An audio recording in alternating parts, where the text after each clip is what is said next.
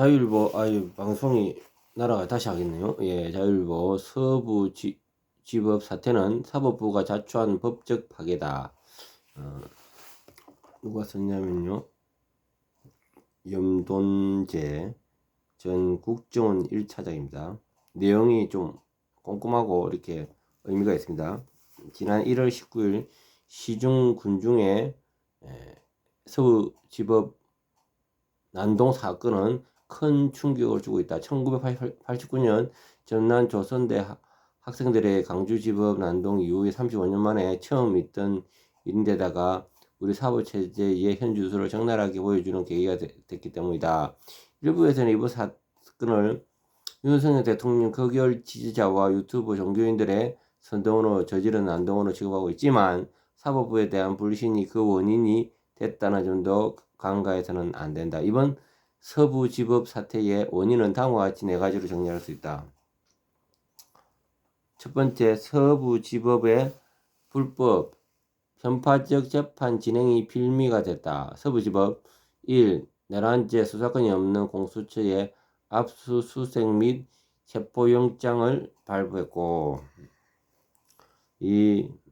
압수수색 영장의 형법 111조 군사 공무상 비밀 장소는 책임자 승인이 필요한데 배제를 명시하는 불법을 저질렀고요.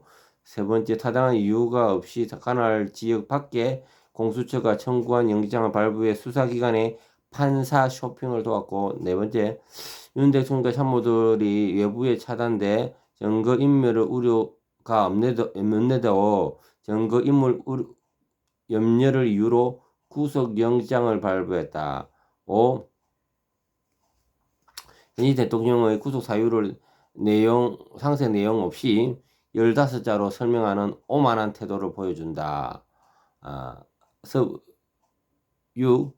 서부지법에 우리법 연구회 출신이 많아 좌파 세력에 온상이 되고 있는 평판도 시위대가 분노를 산 것 같다. 예. 자, 이제 두 번째, 사법부에 대한 뿌리 깊은 불신과 분노가 영향을 미친 것으로 보인다. 유전무죄, 무전유죄, 정관예우는 사법부의 뿌리 깊은 부패의 상징이다. 고위층 부패는 특히 중요한 사법 불신의 사유가 된다. 박근혜 대통령을 기소한 박영수 전 특검은 대장동 50억 클럽 연루 혐의로 작년 말 징역 12년을 구형을 받았다. 이재명의 친형 정신병원 강제 입원 사건에 무죄를 선고해 재판 거래 의혹을 받은 권순희 전 대법관은 50억 클럽 연루 의혹에서도 수사를 받고 있다. 세 번째, 정치에 오염된 사법부의 불공정하고 편파적인 판결과 재판 지연도 사법 불신의 원인이 되고 있다.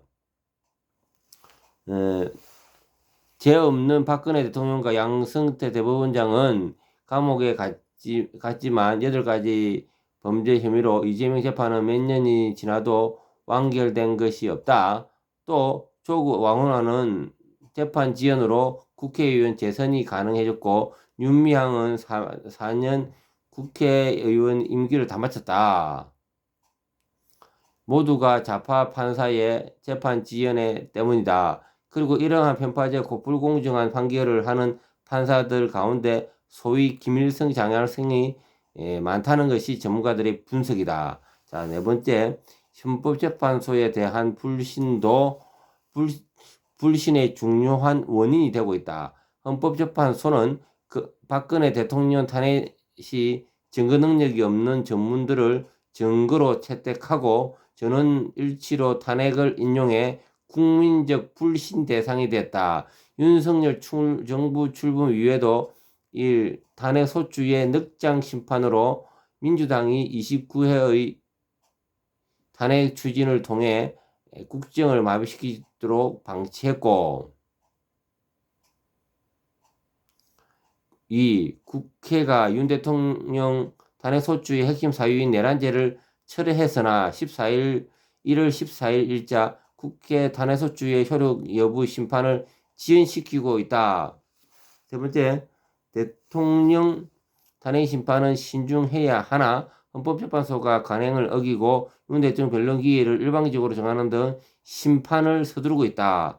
네 번째, 민주당의 탄핵을 빨리 인용해 줄 테니 탄핵 사유를 줄이라고 종용했다는 의혹을 받는 등 법치의 최후의 수호자로서의 신뢰를 받지 못하고 있다. 지금까지 일어나고 있는 모든 사법적 파행은 이재명의 대표의 선거법 위반 최종 판결 이전에 대통령 선거를 치르려는 민주당의 꼼수에서 비롯된 것이다. 따라서 앞으로 현재의 윤 대통령 탄핵 심판이 180일간 신중하게 진행되고 이재명 대표의 선거법 2심 재판이 2월 15일까지 대법원 확정 판결이 5월까지 이루어지는 것이 법치 확립과 사법부 신뢰 회복의 첩경이 될 것이다. 참 이렇게 순탄하게 간다 하면요, 우리가 기본적인 법의 질서에 따라서 간다 하면은 모든 것이 순대로 됩니다. 그런데 이것이 책대로 잘 안 되니까 안타깝죠. 예, 김동수 TV입니다.